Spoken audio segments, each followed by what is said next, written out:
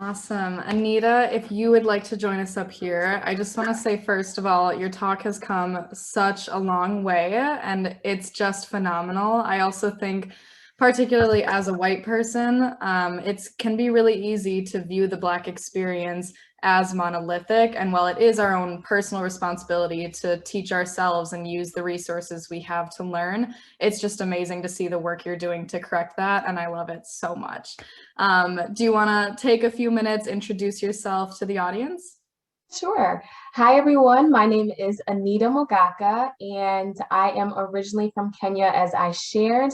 And I moved to the US, where I was raised in Minnesota, and I decided to move to Milwaukee. And when I moved to Milwaukee, I had no idea what Milwaukee was or where it was, honestly. But I just knew that I wanted to be in a different environment. I wanted to meet new people. And so I attended UW Milwaukee and I loved my experience at UWM. And that's really where I started to realize, like I shared, my passion and my purpose.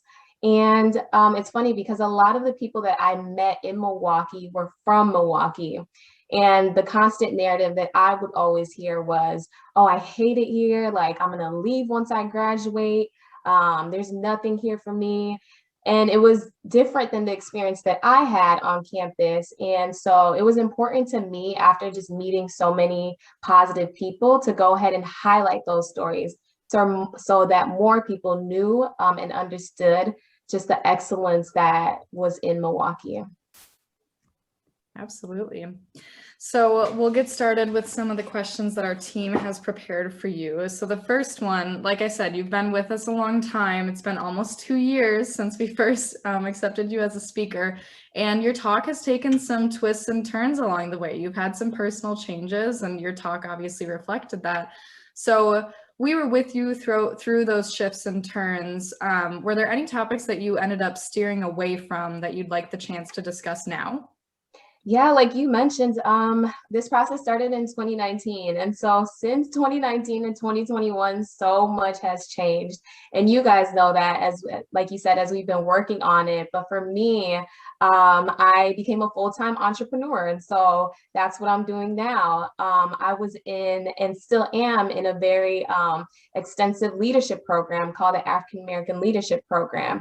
And through that, just still concentrating and focusing on the beat narrative. And so much has changed personally. And as we all know, the world has also changed so much. And so, the thing that has been at the forefront of everybody's minds, and that, we've seen constantly in the media, is obviously the pandemic, and everything that the pandemic has revealed, the racial inequalities, but from my perspective as a storyteller, as a media and communications professional, I realized that there were so many other stories that weren't being told, Okay. I don't know. so many other topics.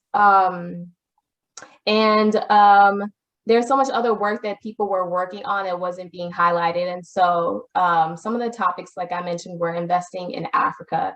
There's so much going on in other parts of the world that I think oftentimes we forget that we do live in a world with other places and other people.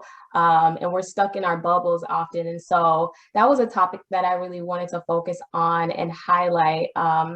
And another one is the brain drain, specifically speaking from the perspective of a Milwaukeean, and mentioning that a lot of my peers often share that they wanted to leave the city.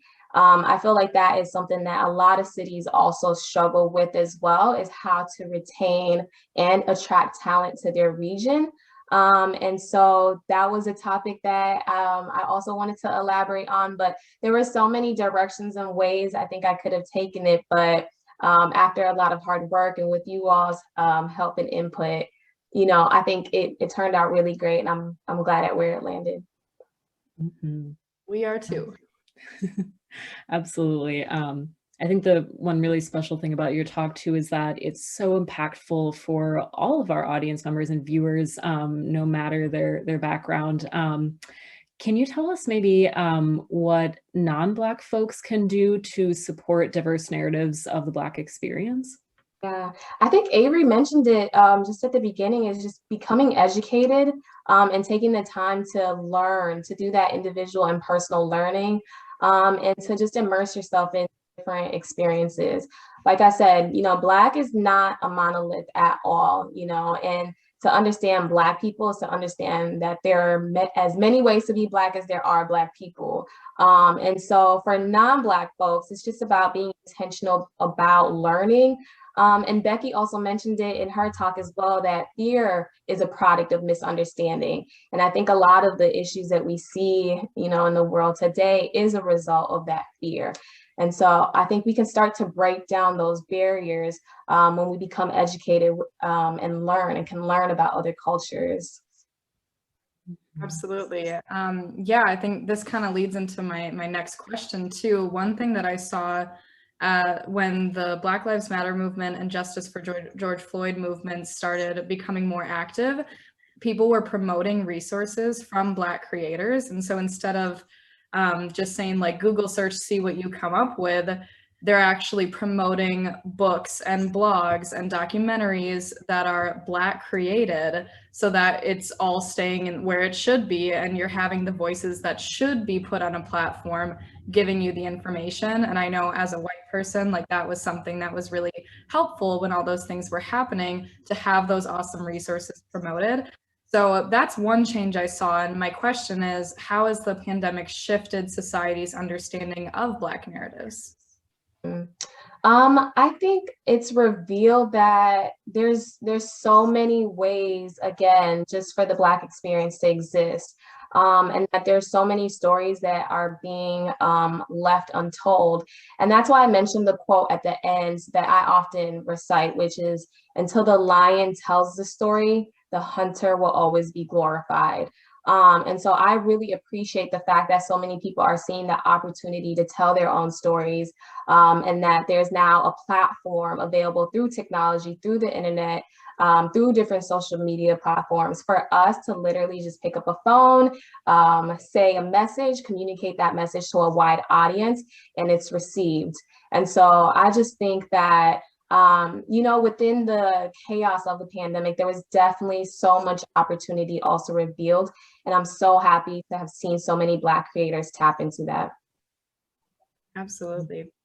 So I'm going to give one final reminder for our attendees. If you do have any questions for Anita, send them into the Q&A tab. Anita, is there anything else you wanted to share with our audience today, whether it's more resources, where they can find your work, or just anything else? Yeah, if you'd like to find my work, you can visit my website. It's thebenarrative.com. That's THEBEE narrative, NARRATIVE.com. Yeah, there's just so much I'm working on, and that's in the pipeline. And so just stay tuned. I'm super excited just to continue, again, sharing stories and expanding it to other places as well, outside of Milwaukee and beyond Milwaukee.